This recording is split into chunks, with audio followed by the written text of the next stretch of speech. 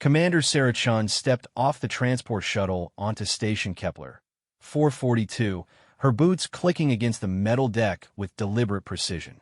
Every eye in the docking bay turned toward her, and she could feel the weight of their collective skepticism.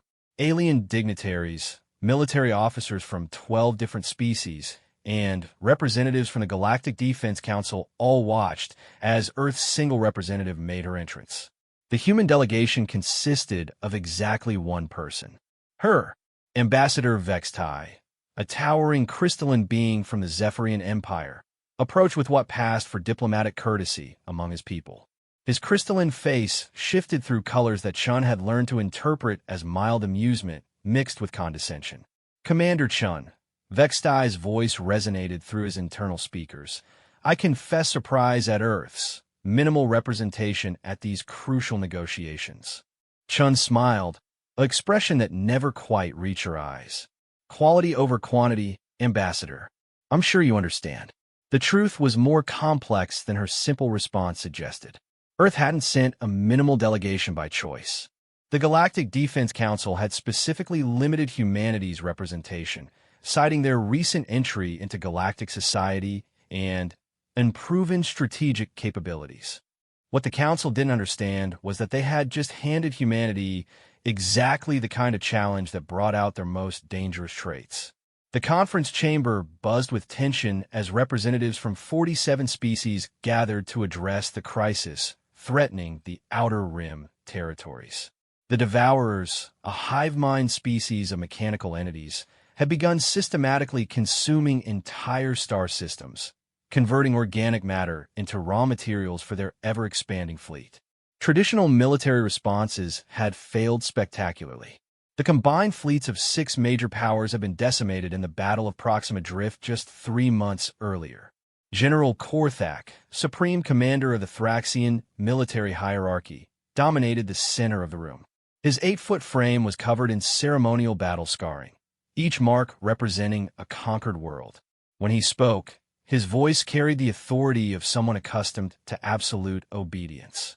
The situation requires immediate action, Korthak declared, his 4 arms gesturing at the holographic display showing Devourer expansion patterns. I propose a concentrated assault on their primary staging area in the Vega system. My forces can spearhead the attack within 72 standard hours. Murmurs of agreement rippled through the assembly. The Thraxians were renowned throughout the galaxy for their military prowess. Their warrior culture had produced some of the most feared soldiers in known space. If anyone could stop the Devourers through brute force, it would be them. High Priestess Yelandra of the Celestial Communion raised her ethereal hand, her translucent blue form shimmering with inner light. The Communion's psychic warriors stand ready to support General Korthak's forces. Our mental attacks have proven effective against synthetic minds in previous conflicts. Chen remained silent, observing the eager rush toward another conventional military solution. She noted how each species representative postured and positioned themselves, seeking to claim the greatest share of glory in the coming campaign. It was a familiar pattern, one that humans had observed throughout their own bloody history. Commander Chun, Ambassador Vextai's tone carried a hint of mockery. Surely Earth has some contribution to offer? Perhaps your species could provide supply lines or medical support for the real military forces? The chamber fell quiet. Every representative turned toward the lone human, curious to see how she would respond to the obvious dismissal. Chun stood slowly, her movement deliberate and controlled. When she spoke, her voice carried easily through the chamber despite its quiet tone. Tell me, General Korthak, how many casualties did your forces sustain at Proxima Drift? Korthak's scarred features darkened. 37% losses. An acceptable ratio given the enemy's technological advantages. Acceptable. Chen repeated the word as if tasting it. High Priestess Yelandra, what was your Communion's loss rate during the psychic assault on the Devourer command ship? The ethereal being's light flickered with what Chun had learned indicated distress. 42% of our psychic warriors suffered permanent mental damage. However, we did manage to temporarily disrupt their coordination. Chen nodded thoughtfully. Then, activated her personal data pad. The chamber's main display shifted to show a detailed analysis of every major engagement with the Devourers over the past 18 months. Red markers indicated destroyed fleets, failed strategies, and mounting casualties. The pattern was clear and devastating. 64 major engagements. Chen began, her voice cutting through the uncomfortable silence. Combined casualty rate across all Allied forces, 41%. Devourer losses, negligible. Territory gained, 0. Territory lost, 12 complete star systems, 47 billion civilian casualties. She let the numbers hang in the air like an accusation.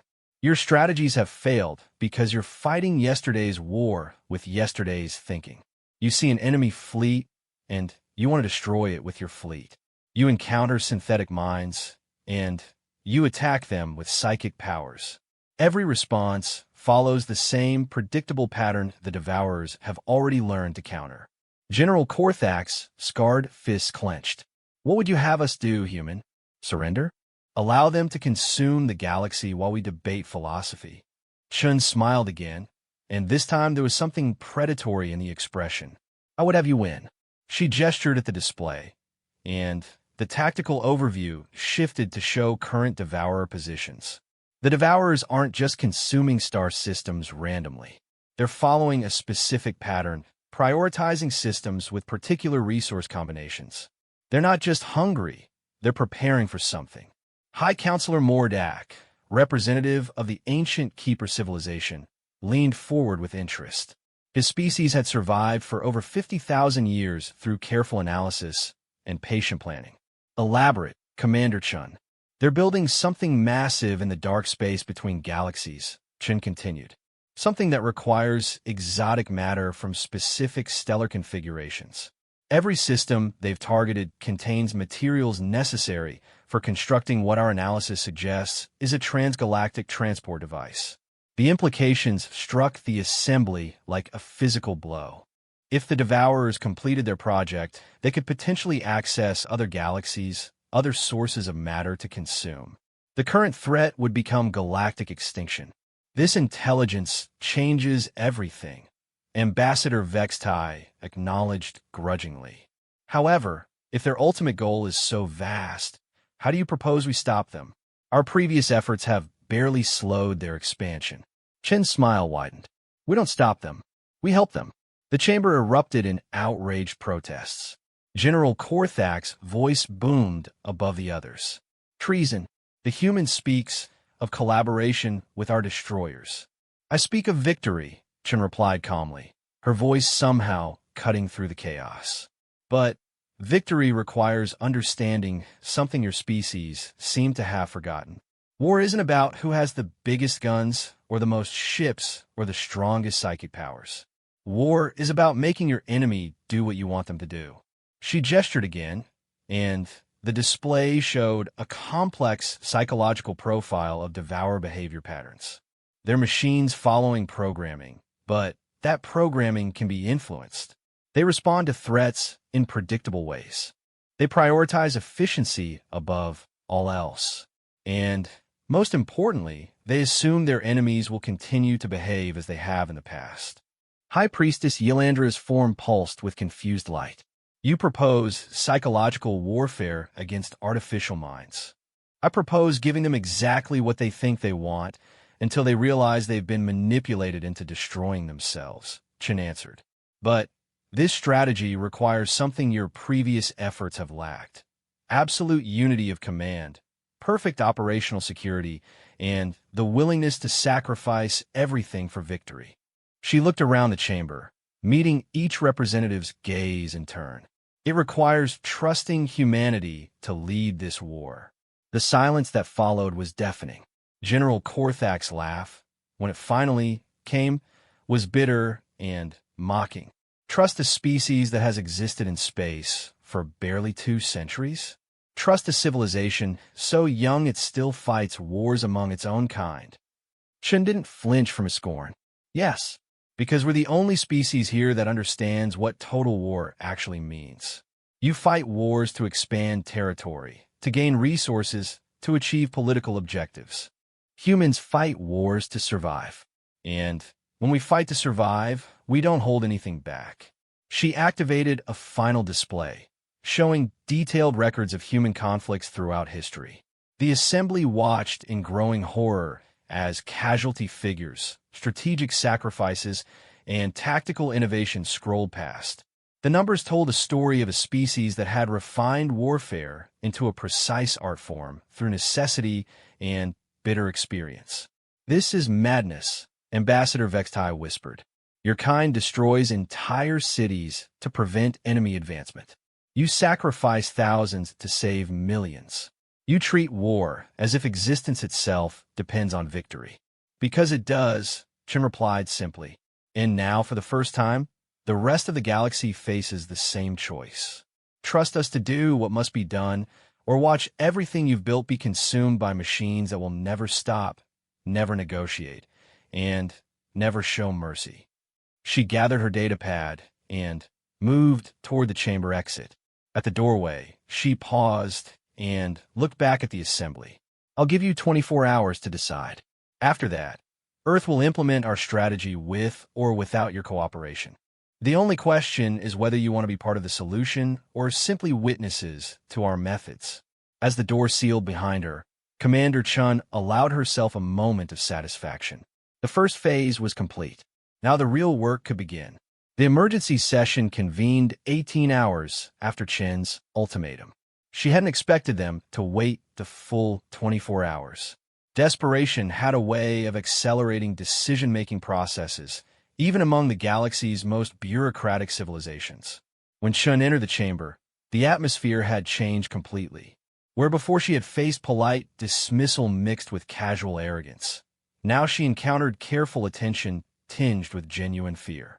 Word had spread about Earth's classified military records, and apparently some representatives had done their homework. High Counselor Mordak spoke first, his ancient voice carrying the weight of 50 millennia of survival. "Commander Chun, the Keeper archives contain references to species similar to yours. Civilizations that developed under constant threat, that refined warfare beyond mere territorial disputes. In our experience, such species either destroy themselves or become apex predators. And which did humanity become?" Chen asked, though she already knew the answer. "Both," Mordak replied grimly. "Your species nearly destroyed itself multiple times, yet each time emerged stronger, more unified, more dangerous. It is unprecedented." General Korthak looked significantly less confident than during the previous session. His research team had spent the night analyzing human military doctrine, and the results had clearly shaken his warriors' confidence. "Your tactics are insane by any civilized standard.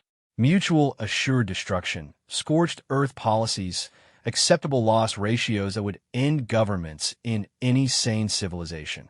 Chen nodded approvingly. "Now you're beginning to understand. Sanity is a luxury we've never been able to afford.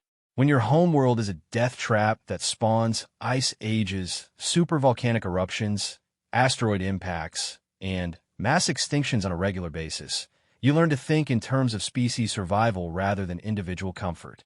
She activated the chamber's display system, showing Earth's geological and astronomical history. The assembled representatives watched in growing horror as the timeline revealed cycle after cycle of near-extinction events, each one forcing humanity's ancestors to adapt or die. 74,000 years ago, the Toba supervolcano reduced human population to perhaps 10,000 individuals. Chun continued matter-of-factly. "Most species would have gone extinct. Instead, we learned to plan for impossibly long-term survival, to maintain genetic diversity through controlled breeding programs, to preserve knowledge through catastrophic cultural collapse." High Priestess Yelandra's ethereal form flickered with distress. "Your entire evolutionary path was shaped by trauma and survival pressure." "Exactly. And now that evolutionary path has produced a species uniquely qualified to defeat an enemy that threatens galactic extinction," Chen replied. "The question is whether you're willing to let us apply those hard-learned lessons to your problem." Ambassador Vextai shifted his crystalline form, colors cycling through patterns Chun recognized as deep contemplation. What exactly do you propose? Your previous statements about helping the Devourers accomplish their goals sound dangerously close to collaboration. Chun smiled, and this time the expression carried genuine warmth mixed with predatory anticipation. I propose we give them exactly what they want, faster than they ever dreamed possible. But first, you need to understand what they're actually building. The display shifted to show a complex, three-dimensional model of the transgalactic device the Devourers were constructing. The assembled representatives had seen preliminary versions before, but Chen's analysis revealed layers of functionality they had missed entirely. This isn't just a transport device, she explained, highlighting specific components. It's a reality anchor. Once activated, it creates a permanent bridge between galaxies that allows instantaneous transport of matter and energy. More importantly, it creates a quantum entanglement field that synchronizes physical laws across vast distances. The implications struck the assembly like a physical blow. Dr. Zarthon, the galaxy's leading expert in transdimensional physics, leaned forward with sudden understanding. They're not just planning to reach other galaxies. They're planning to merge them. Precisely.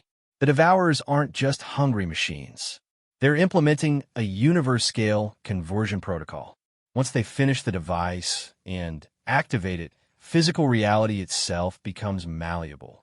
Matter, energy, even time can be rewritten according to their programming. General Korthak's scarred features twisted with realization. Universal extinction. Not just our galaxy, but every galaxy they can reach. Shin nodded gravely. Now you understand the stakes. This isn't a war for territory or resources.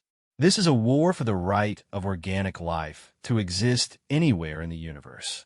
She let that sink in for a moment before continuing. The good news is that their plan has a fundamental flaw. The device requires perfect harmonic resonance across multiple dimensional frequencies. Any disruption in the sequence, any interference with the quantum synchronization process, and the entire structure becomes unstable. Dr. Zarthon's eyes widened with comprehension. Cascade failure. If the harmonic frequency is disrupted during activation, the quantum field would collapse inward, creating a localized reality storm that would consume everything within approximately 50 light-years, Chen confirmed, including the Devourers themselves. The chamber fell silent as the representatives processed the implications. High Counselor Mordak was the first to speak. You propose to allow them to complete the device, then sabotage it during activation. No, Chen replied, her smile returning to its predatory edge. I propose we help them complete it ahead of schedule, convince them to activate it immediately, and ensure that the sabotage appears to be their own design flaw. Ambassador Vextai's crystalline form shifted to deep purple, indicating extreme skepticism. The logistics alone would be impossible. They would never accept assistance from organic species, and even if they did, how would you convince them to accelerate their timeline? Chen gestured to the display, which now showed detailed tactical analyses of every Devourer engagement over the past 2 years. Because we're going to give them something they've never encountered before, an enemy that fights exactly the way they expect, but with just enough variation to make them believe they're learning new counter-strategies. She highlighted specific battle patterns, showing how each allied defeat had followed predictable tactical sequences. Look at the data. Every single engagement follows the same basic pattern. Conventional forces approach, Devourers adapt their defensive configurations, allied forces retreat or are destroyed, Devourers continue their expansion. General Korthak studied the patterns with growing understanding. You want us to continue losing battles. I want you to lose battles in precisely the right way, Chen corrected. We're going to feed them a steady diet of victories that teach them exactly what we want them to learn about our capabilities. Each defeat will reveal a little more of our real strength. Each retreat will expose a few more of our critical weaknesses. She switched the display to show a complex psychological warfare timeline. Phase 1. We launch a series of increasingly sophisticated attacks that appear to be breakthrough strategies but are actually designed to fail. The Devourers will catalog our apparent tactical evolution and begin developing counter-strategies. High Priestess Ylandra's form pulsed with confused light. You want them to believe we're becoming more dangerous. Exactly, because that will trigger their efficiency protocols. Instead of continuing their current slow, methodical expansion, they'll prioritize completing the transgalactic device to ensure they can escape any potential threat we might eventually pose. The genius of the plan was becoming clear to the more strategically minded representatives. Dr. Zarthon leaned forward with excitement. They'll rush the construction process, potentially introducing flaws into the device's quantum matrix. Better than that, Chen replied. We're going to help them introduce those flaws by providing them with exactly the materials they need, when they need them, through carefully orchestrated defeats. She showed them the next phase of the plan. Phase 2. We discover their construction project and launch what appears to be a desperate final assault to destroy it. This attack will fail, but not before we accidentally damage their exotic matter storage facilities in exactly the right way. General Korthak's warrior instincts were beginning to appreciate the complexity of a strategy, forcing them to use backup materials that don't meet their original specifications. Backup materials that we've been subtly contaminating through captured supply shipments for the past 6 months, Chen confirmed. Materials that will create microscopic quantum instabilities in the device's harmonic matrix. Ambassador Vextai's colors shifted to deep yellow, indicating growing excitement mixed with apprehension. And Phase 3, Chen's smile became genuinely predatory. Phase 3 is where we discover the true difference between civilized warfare and human warfare. We're going to do something no sane military strategist would ever consider. She paused for dramatic effect, letting the tension build in the chamber. We're going to help them win. The confused silence that followed was broken by High Counselor Mordak's ancient laughter. Of course, you're going to give them exactly what they want most, the chance to destroy humanity once and for all.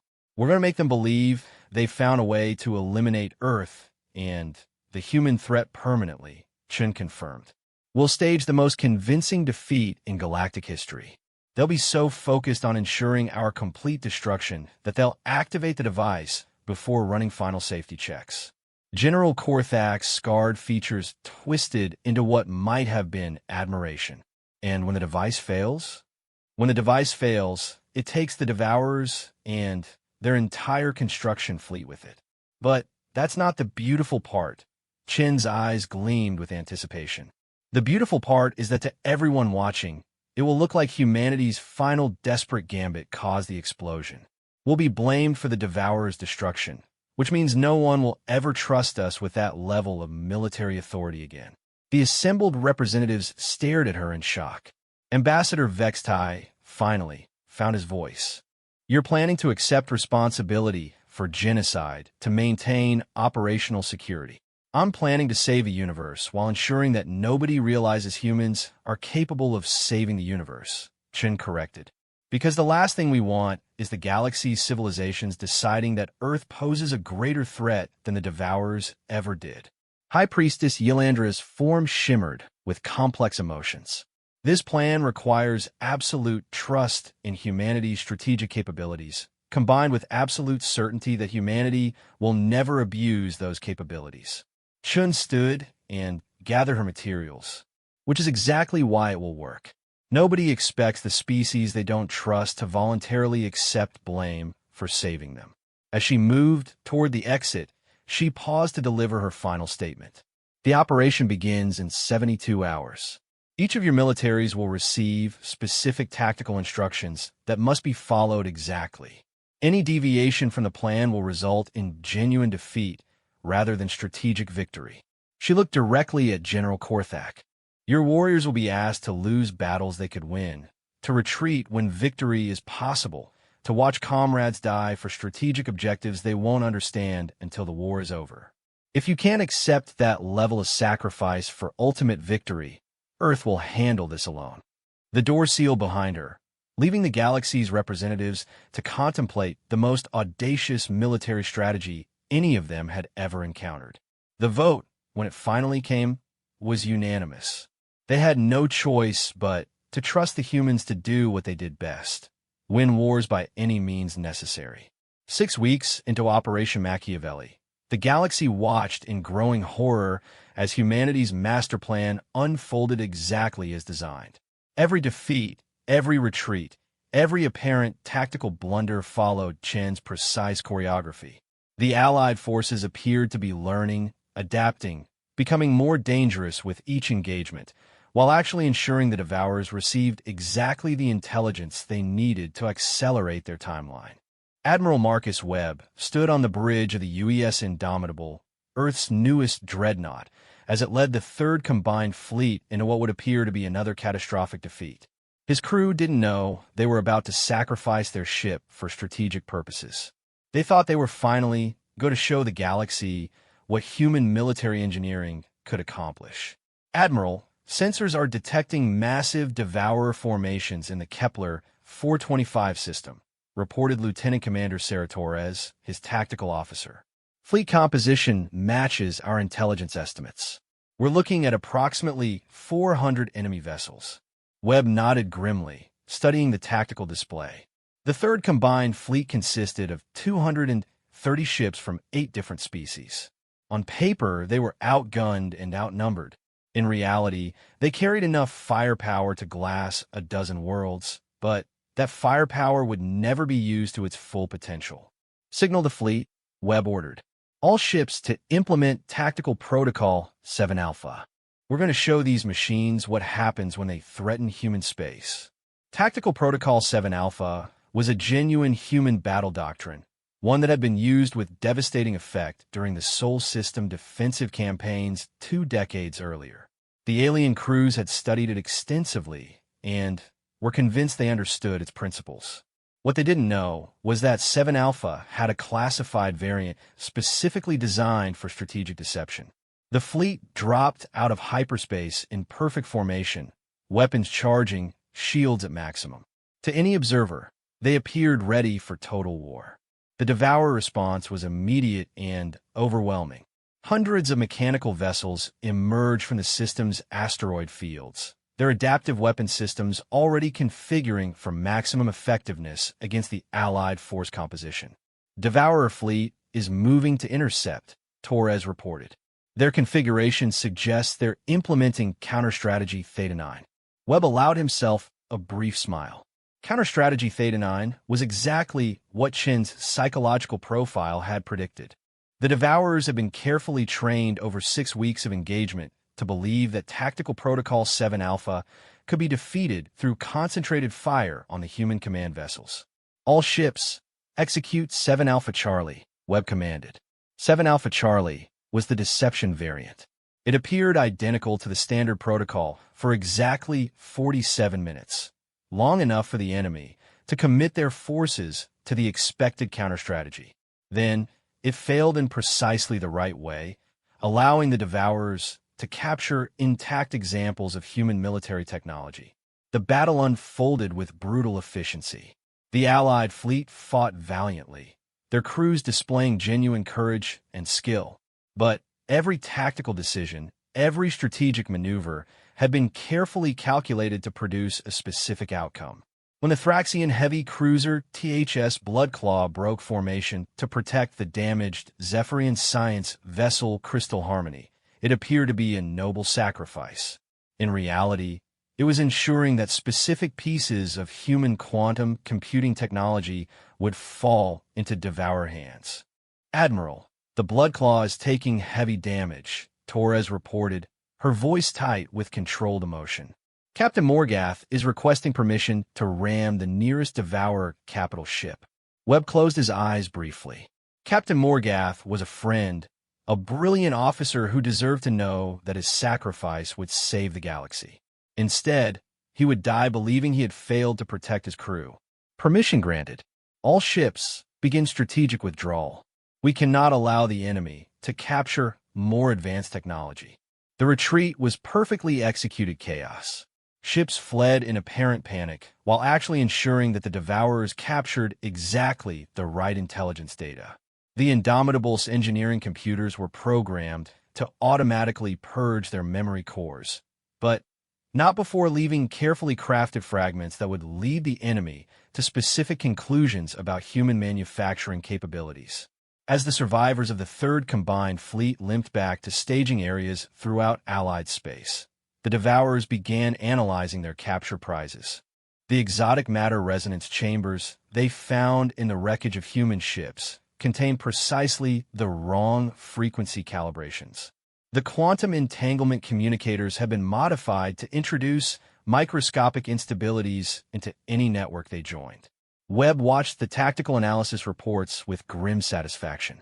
Everything was proceeding exactly according to Chen's master plan.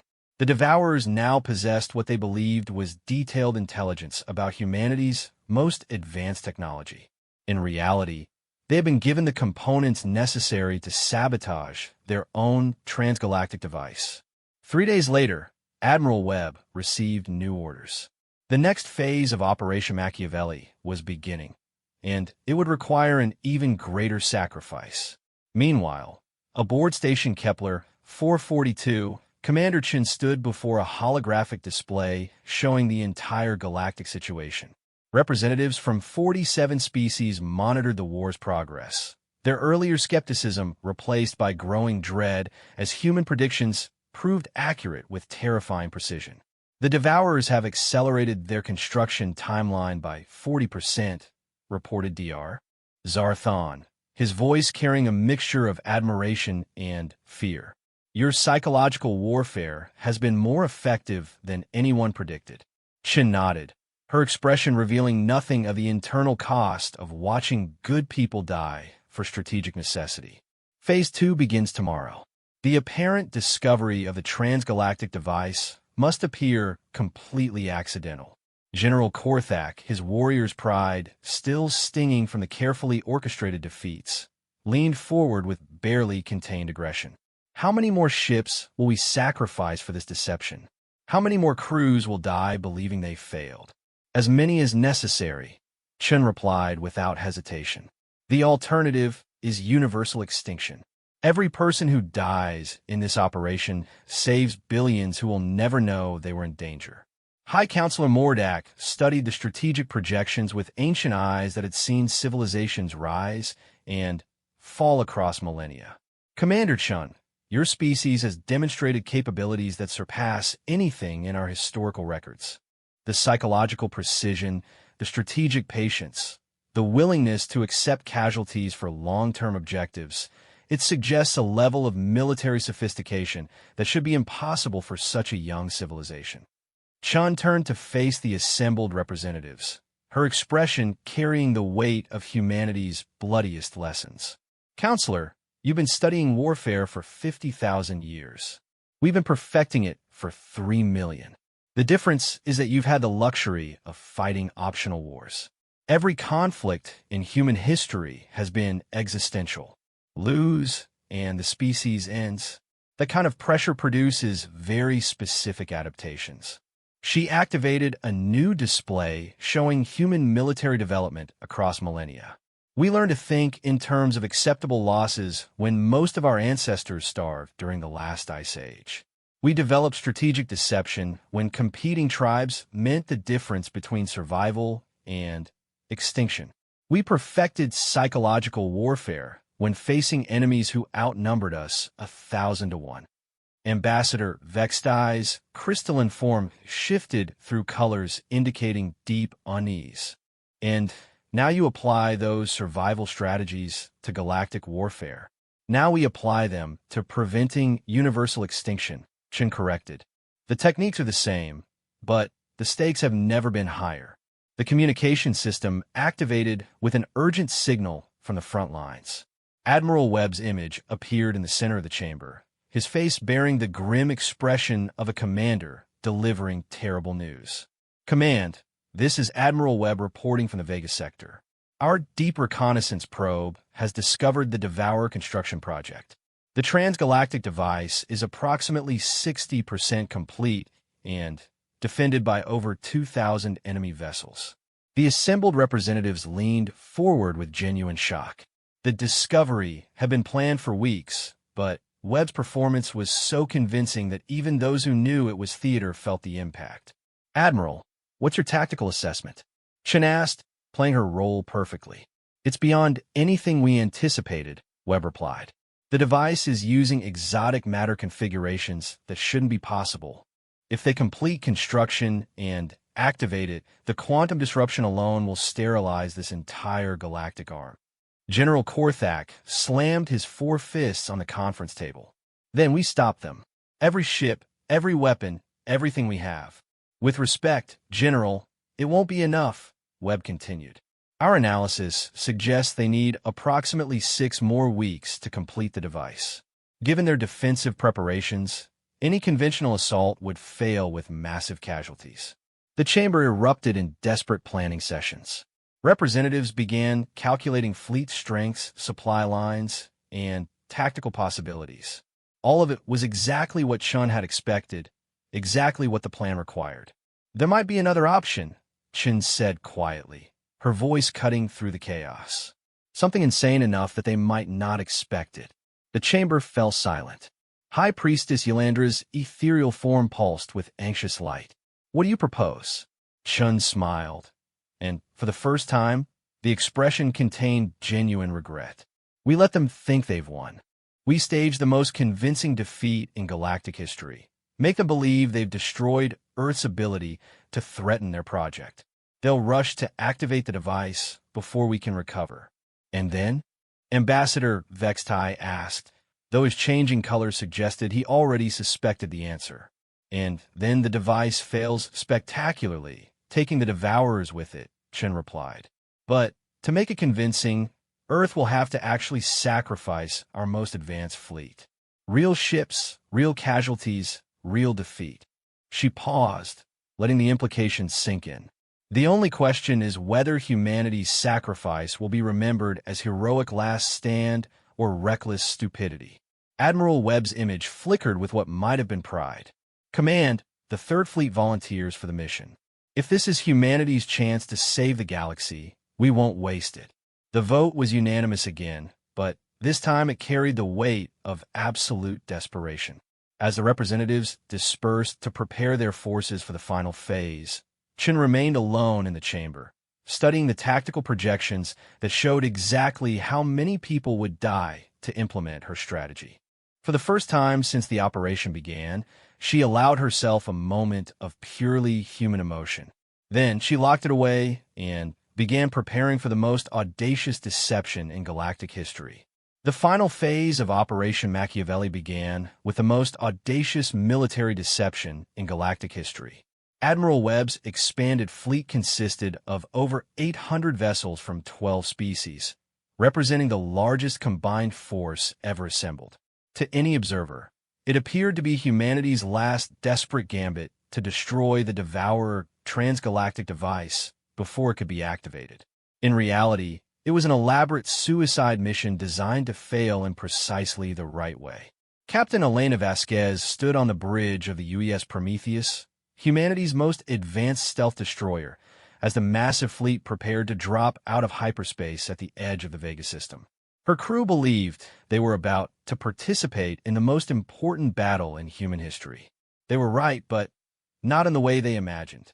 "Captain, stealth systems are operating at maximum efficiency," reported her first officer, Commander James Park.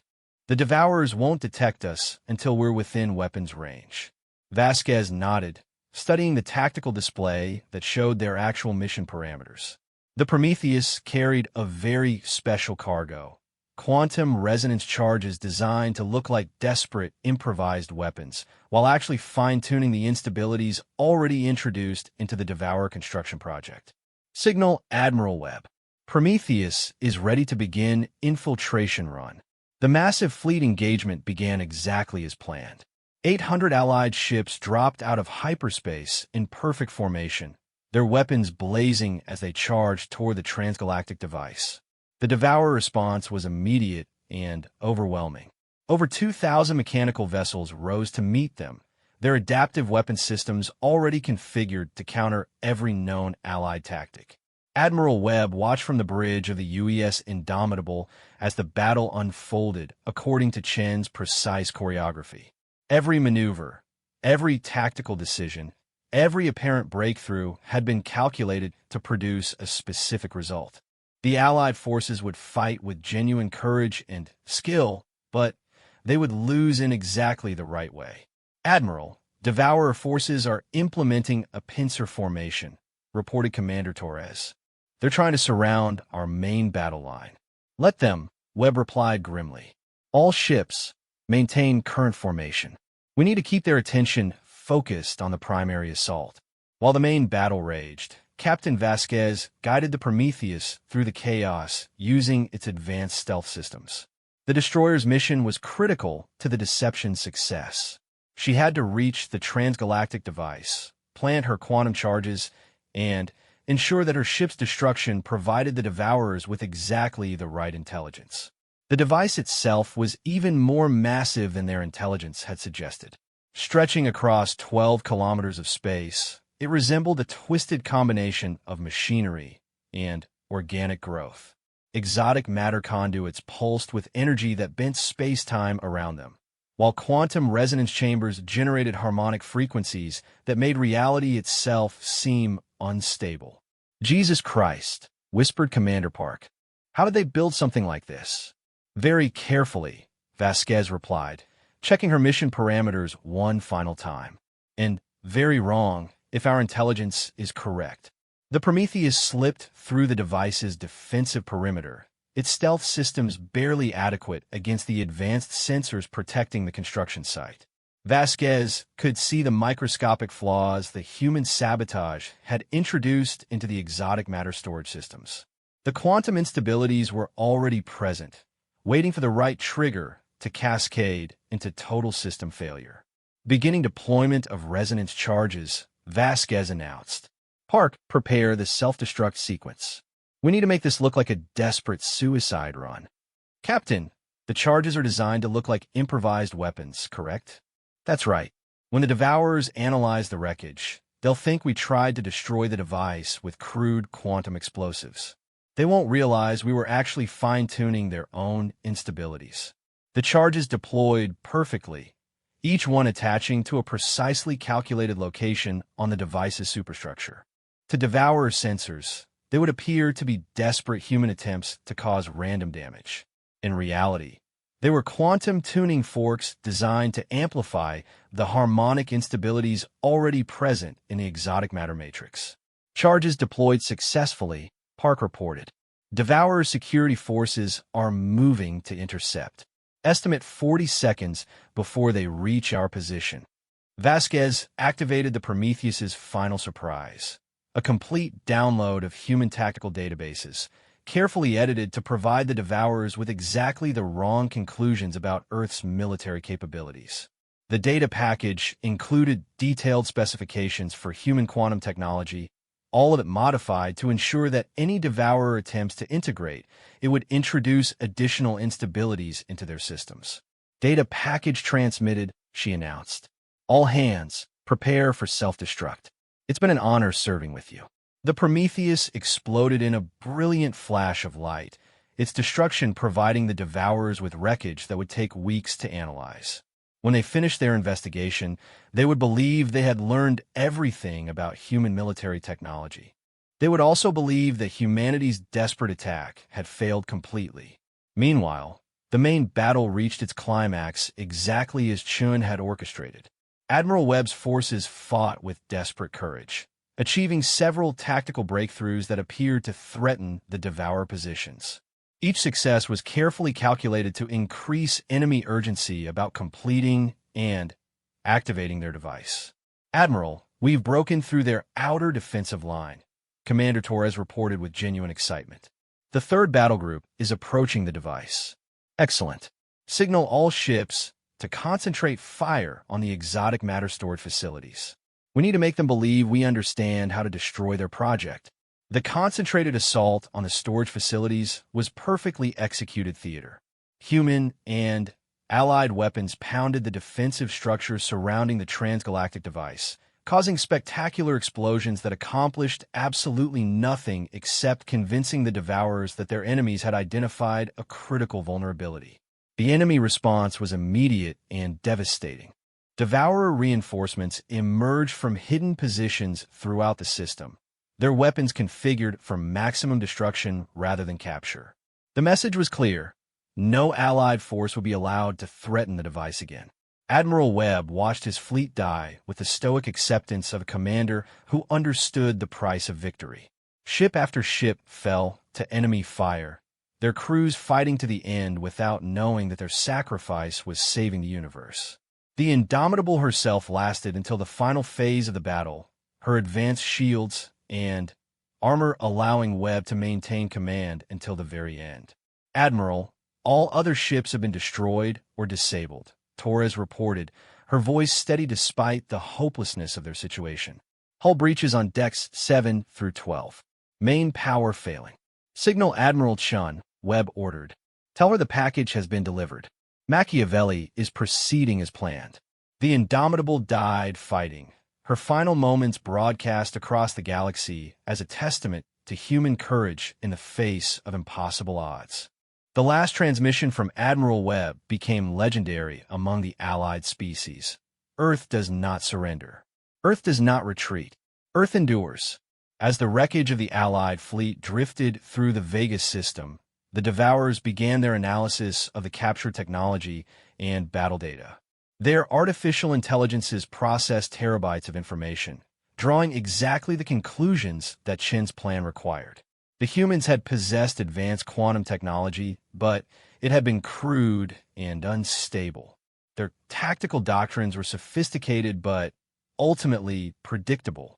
Most importantly, their desperate assault had revealed that they understood the transgalactic device's critical vulnerabilities. The logical conclusion was obvious. The device must be activated immediately before the remaining human forces could mount another attack.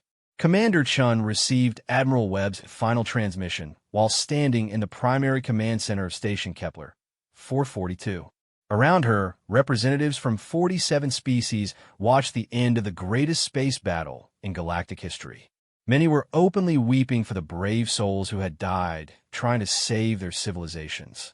Commander, General Korthak's voice was thick with grief and rage. 800 ships, 50,000 crew members. All dead, and for what? The Devourers still have their device. Chen didn't respond immediately. She studied the tactical displays showing Devourer force movements in the Vega system, watching as their construction crews worked frantically to complete the final calibrations.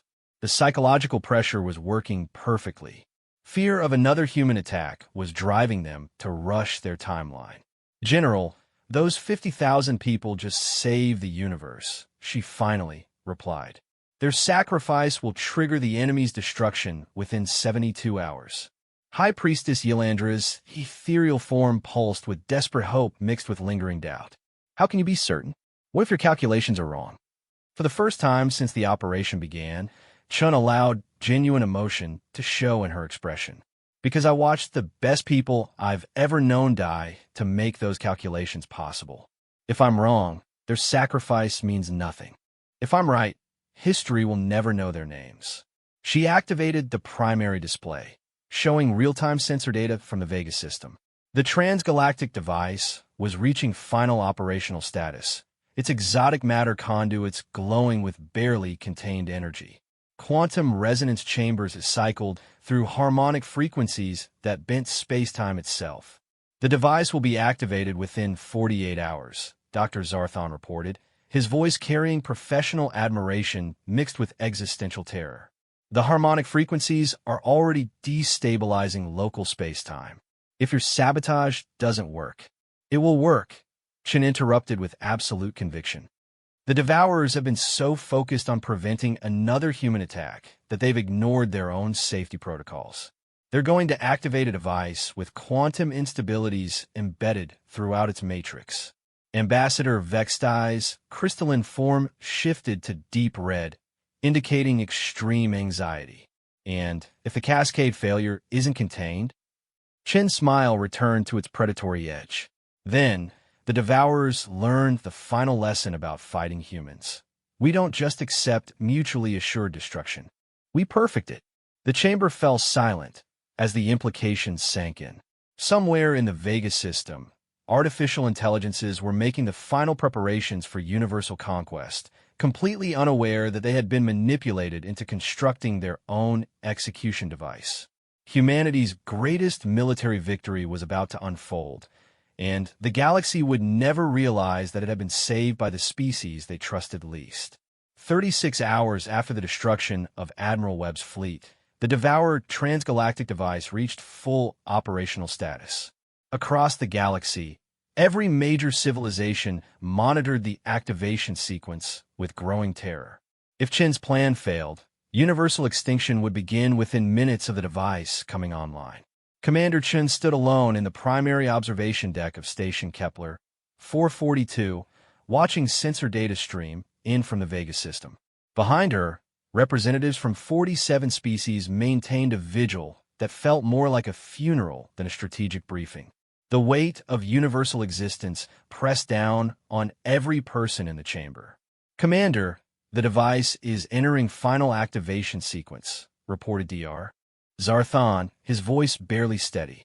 "Quantum resonance chambers are synchronizing across all dimensional frequencies. Harmonic alignment is proceeding according to their calculated parameters." Chen nodded, her expression revealing nothing of the tension that twisted her stomach. Everything depended on the next few minutes.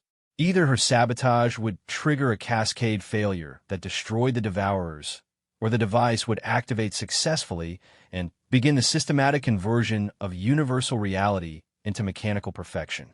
"Exotic matter flow is reaching critical threshold," Dr. Zarthon continued. "Local space-time distortion is approaching 12% deviation from baseline." They're actually doing it. They're going to tear a hole in reality itself. High Counselor Mordak leaned forward with ancient eyes that had witnessed the rise and fall of countless civilizations. "Commander Chun, if your plan fails, how long do we have before the conversion process reaches our systems?" "Approximately 6 months for the Outer Rim territories, 18 months for the core worlds," Chen replied without hesitation. "The conversion wave will propagate at roughly 60% of light speed, accelerating as it accumulates matter and energy." The brutal honesty of her assessment sent tremors of fear through the assembled representatives. General Korthak's scarred fists clenched as he struggled with the magnitude of what they were facing. 60 trillion sentient beings, he whispered. Every civilization, every world, every dream and hope we've ever built. All of it depends on whether you guess correctly about quantum physics.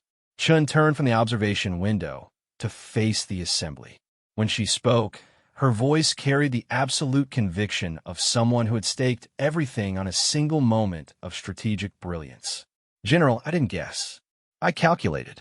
Every variable, every possibility, every potential failure mode. The Devourers are about to learn the difference between artificial intelligence and human intuition."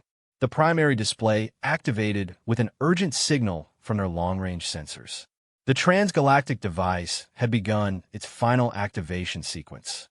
Energy readings spiked beyond anything in recorded history as exotic matter flowed through quantum resonance chambers that had been carefully sabotaged over months of psychological warfare.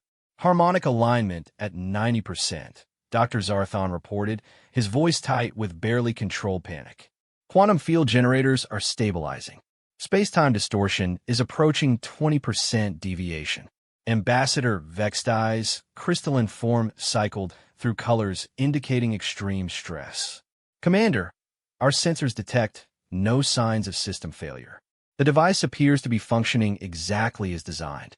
Give it time," Chen replied, though privately she was beginning to calculate alternatives if her primary plan failed. Quantum cascade failures don't announce themselves. They propagate through the matrix until critical resonance threshold is reached. High Priestess Yelandra's ethereal form flickered with desperate hope. What exactly should we be watching for? Microfluctuations in the harmonic frequency, Chen explained, highlighting specific sensor readouts on the display.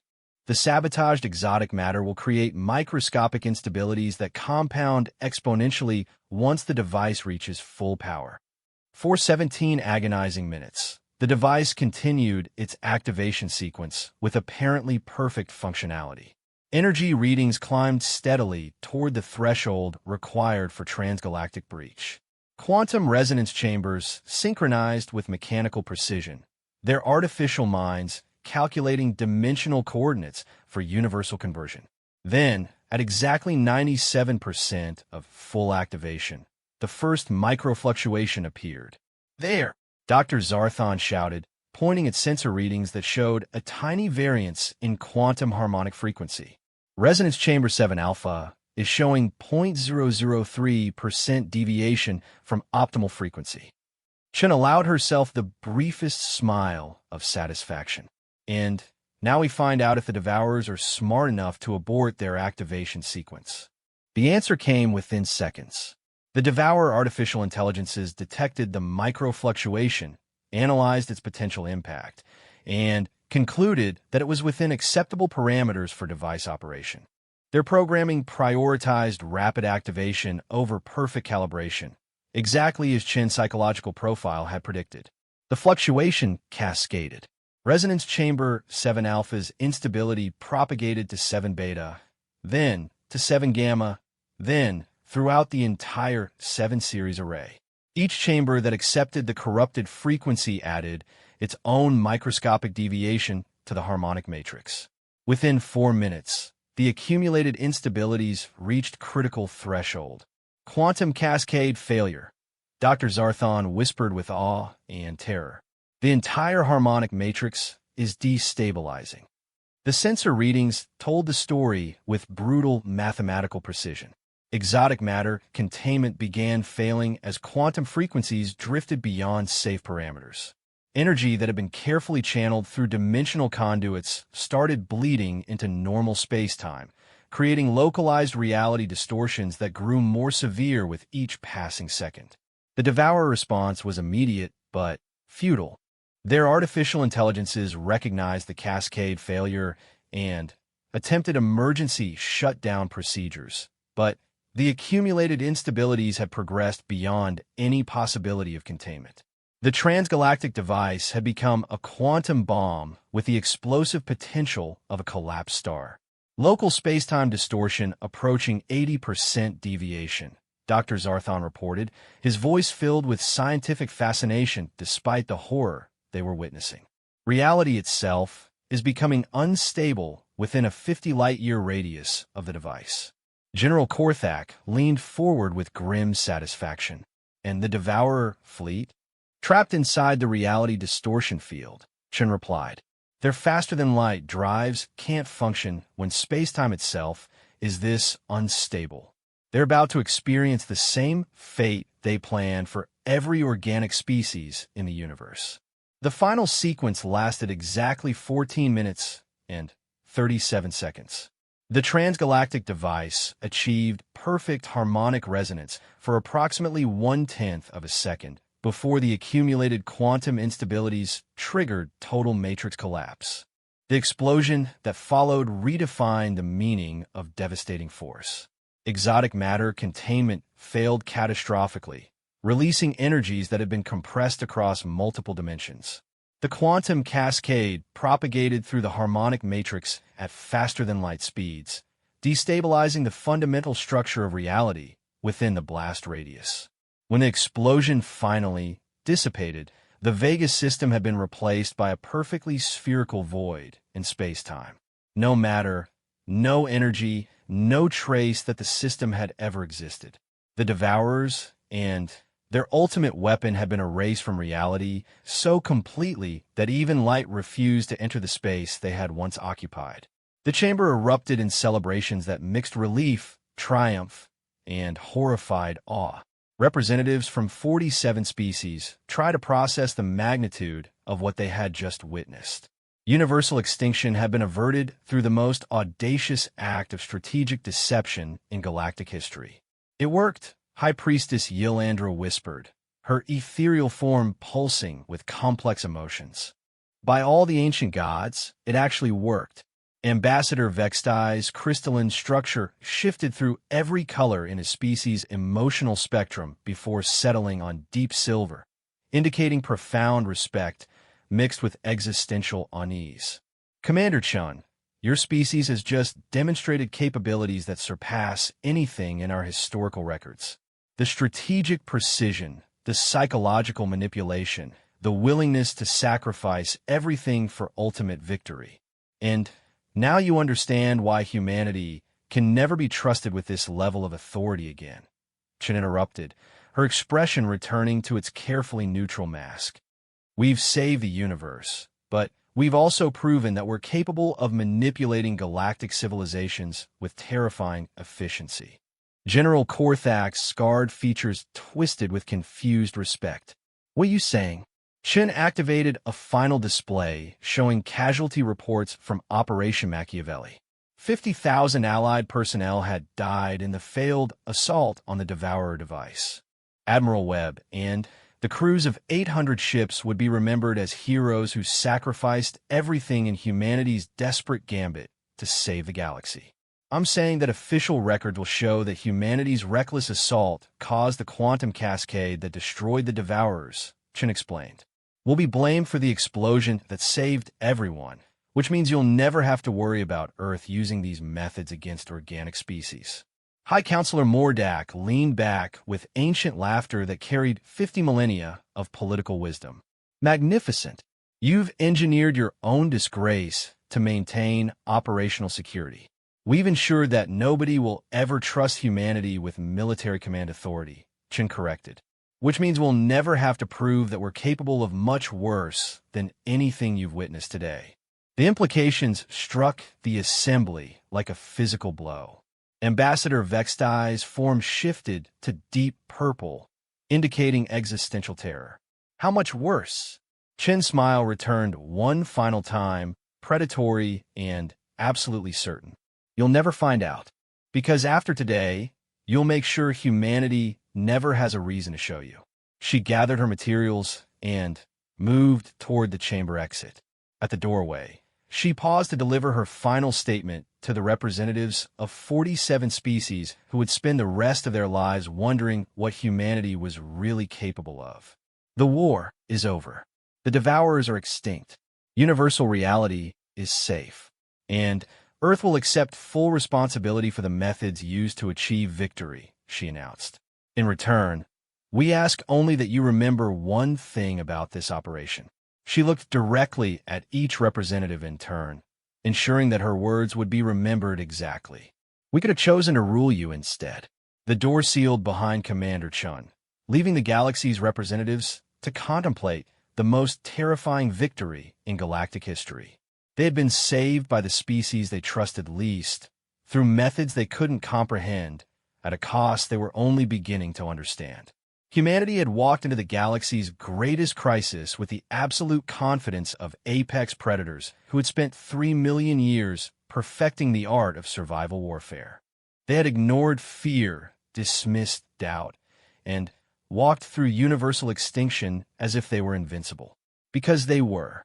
And now the galaxy would spend the next 1,000 years making absolutely certain that humanity never had a reason to prove it again.